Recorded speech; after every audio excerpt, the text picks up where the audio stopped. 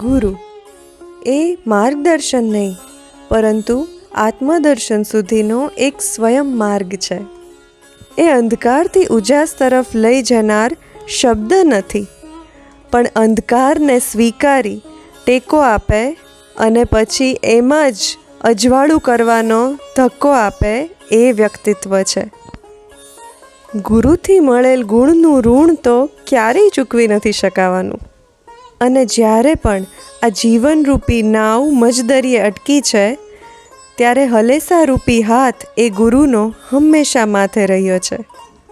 હિંમત ટૂંકી પડી કેટલી વાર, પણ એ ગુરુનું વાત્સલ્ય વધતું રહ્યું એટલી જ વાર. રસ્તા પરથી ખાડાઓને ઓળંગીને નહીં, પરંતુ એમાંથી પસાર થઈને પણ મંઝિલ સુધી કઈ રીતે પહોંચવું એ શીખવે એ ગુરુ. ગુરુ પૂર્ણિમાની હાર્દિક શુભકામના અને મારા સર્વ ગુરુજનોને ચરણોમાં વંદન.